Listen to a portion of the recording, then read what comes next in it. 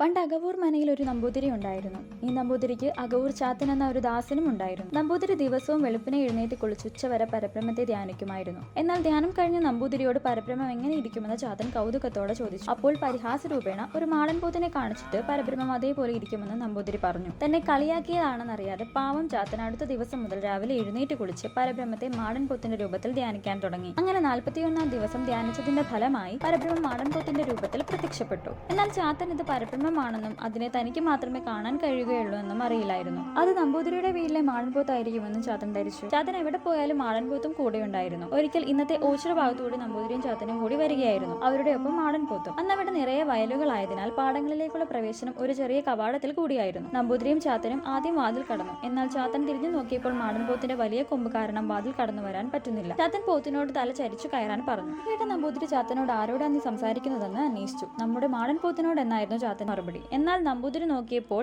അവിടെ ഒന്നിനെയും കാണുന്നില്ല. വീണ്ടും ചാത്തൻ മാടൻപോത്തിനോട് സംസാരിക്കാൻ തുടങ്ങി. ഇതേ തുടർന്ന് സംശയം തോന്നിയ നമ്പൂതിരി ചാത്തനെ തൊട്ടുകൊണ്ട് അവിടേക്ക് നോക്കി. സാക്ഷാൽ പരബ്രഹ്മം മാടൻപോത്തിന്റെ രൂപത്തിൽ നിൽക്കുന്നത് നമ്പൂതിരിയും ദർശിക്കാനായി. നമ്പൂതിരിയെ കണ്ട മാത്രയിൽ പോത്തിന്റെ രൂപത്തിലുള്ള പരബ്രഹ്മം ഓടിച്ചെന്ന് ചിറയിലേക്ക് ചാടി. ആ ചിറയാണ് ആദ്യം പോത്തിൻ ചിറയായും പിന്നീട് ഓച്ചിറയായും മാറിയത്. പോത്ത് പോയതോടെ ചാത്തൻ വിഷമത്തിലായി. പിന്നീട് ആ പോത്ത് പരബ്രഹ്മമാണെന്ന് മനസ്സിലായതോടെ തന്റെ അവസാന കാലം വരെയും ചാത്തൻ ഓച്ചിറ പടനിലത്ത് പരബ്രഹ്മത്തെ ധ്യാനിച്ചുകൊണ്ട് ഭജനമിരിക്കുകയും അവിടെ തന്നെ സമാധിയാവുകയും ചെയ്തു.